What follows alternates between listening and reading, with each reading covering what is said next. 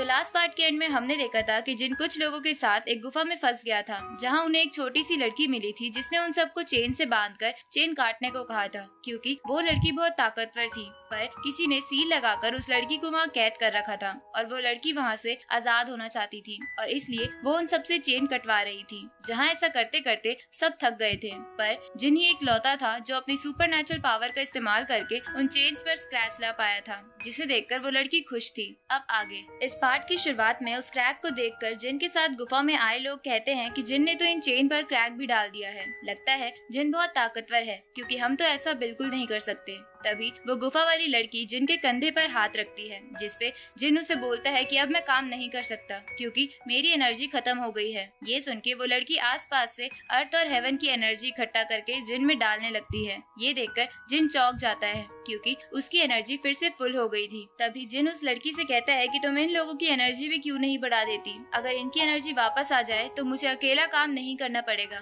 पर वो लड़की जिन को मना करके चेन काटने को कहती है, जिसपे जिन कहता है कि ये तो गलत बात है, लेकिन फिर भी वो लड़की नहीं मानती और जिन को डराने लगती है, जिसके बाद जिन को चेन काटना फिर से शुरू करना पड़ता है। इधर जिन के साथ आए लोगों में से एक कहता है कि जिन हमारी भी पावर बढ़वा के हमें फंसाना चाहता था ताकि हम खाली ना बैठ सके, जिसपे दूसरा बंदा उसे कहता है कि चिंता मत करो, चेन काटने के लिए इसे सुपरनैचुरल पावर का फिर से इस्तेमाल करना होगा और इसकी एनर्जी दोबारा खत्म हो जाएगी। इस तरफ जिन को समझ नहीं आ रहा था कि ये सब कब खत्म होगा। इधर वो स्नेक गुफा के बाहर ही बैठा था। थोड़ी देर बाद जिन चेन काटते काटते थकने लगता है, जिसे देखकर उन्हीं आदमियों में से एक बोलता है कि ये सब जिन के बार बार अटैक इस्तेमाल करने की वजह से हो रहा है और थोड़ी देर बाद इसकी भी एनर्जी खत्म हो जाएगी। तभी जिन के आसपास का ऑरा चमकने लगता है, जिसे देखकर एक बंदा कहता है कि इसके तो ब्रेक थ्रू करने का टाइम हो गया है, पर ये इस सिचुएशन में ऐसे कैसे करेगा। उसी समय जिन की तलवार टूट जाती है, जिससे वो चेन काट रहा था, क्योंकि वो कई देर से उस तलवार से सुपरनैचुरल पावर का इस्तेमाल कर रहा था, जिसे वो तलवार नहीं झेल पाती। इसके बाद जिन उस लड़की से कहता है कि फिलहाल तुम हम सबको यहाँ से जाने दो और जब मैं ज्यादा ताकतवर हो जाऊंगा तुम्हें इन चेन से आजाद कर दूंगा, जिसपे जिन के साथ अंदर आए लोग खुश होने लगते हैं, पर वो लड़की इसके लिए साफ मना कर देती है। ये सुन के जिन को गुस्सा आ जाता है और वो लड़की से कहता है कि मैं इस हालत में तुम्हारी चेन नहीं काट सकता क्योंकि मेरी तलवार भी टूट गई है, तो तुम्हें हमें यहाँ रखने से कोई बेनिफिट नहीं होगा। ये सुन के वो लड़की गुस्से से चिल्लाने लगती है, जिससे सभी को बहुत तकलीफ होती है। तभी वो लड़की जिन पर पॉइजन से अटैक करती है, जिसे जिन अपनी फायर से रोक लेता है। तो वो लड़की और ज्यादा पॉइजन जिन की तरफ फेंकती है, लेकिन जिन उस पॉइजन को भी अपनी फायर की मदद से खत्म कर देता है। तभी वो लड़की फायर को देखकर बहुत डर जाती है और एक पत्थर के पीछे छुप जाती है। ये देखकर जिन के साथ के लोगों को कुछ समझ नहीं आता, पर जिन समझ गया था कि ये लड़की फायर से डरती है और जिन को अब और घबराने की जरूरत नहीं है। पर फिर भी वो उस लड़की के पास जाता है जहाँ वो लड़की डरी हुई हालत में बैठी हुई थी और उससे जाके प्यार से कहता है कि तुम हमें आजाद करके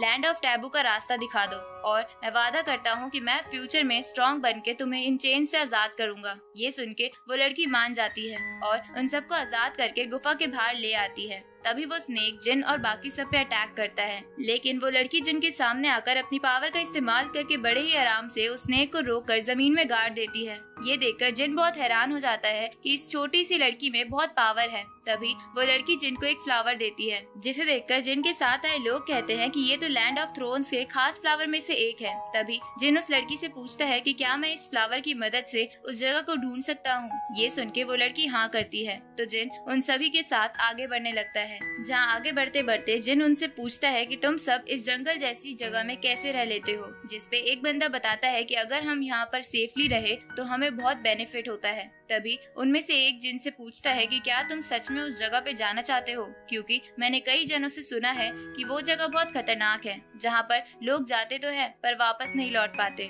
उसी समय दूसरा बंदा कहता है कि तुम्हें एक वेपन के लिए अपनी जान दांव पर नहीं लगानी चाहिए। तभी वहाँ आसपास जानलेवा धुआं फैलने लगता है, जिससे छुपने का उनके पास समय नहीं था, इसलिए वो सब घबराने लगते हैं और उन्हें लगता है कि वो सब अब मरने वाले हैं। तभी जिन फ्लावर की मदद से सबके चारों तरफ शील्ड बना देता है और और उन सबको शील्ड के अंदर रहने को कहता है। उसी समय उनमें से 2 लोग फ्लावर को चुराने की कोशिश करते हैं, पर जिन उस फ्लावर को लेके उन दोनों को शील्ड से बाहर कर देता है, जिसकी वजह से वो दोनों उस धुएं में मारे जाते हैं। थोड़ी देर बाद जब धुआं हटता है तो हम देखते हैं कि वो जंगल बंजर बन चुका है, जिसके बाद जिन अपनी शील्ड हटा देता है। तभी उनमें से एक कहता है कि अच्छा हुआ जिन ने उस फ्लावर को सही समय पर अपने हाथ में ले लिया, नहीं तो उन दोनों गधों के चक्कर में हम सब मारे जाते। जिसपे जिन कहता है कि ये फ्लावर बहुत कीमती है, इसलिए इसे हर कोई लेना चाहेगा। ये सुन के वो लोग कुछ भी नहीं कहते। इसके बाद वो सब फ्लावर की मदद से आगे बढ़ने लगते हैं, जहाँ आगे बढ़ते बढ़ते एकदम से वो फ्लावर गायब होकर एक बॉल में कन्वर्ट हो जाता है, जिसे देखकर जिन हैरान हो जाता है। और इसी के साथ ये पार्ट यहीं खत्म होता है।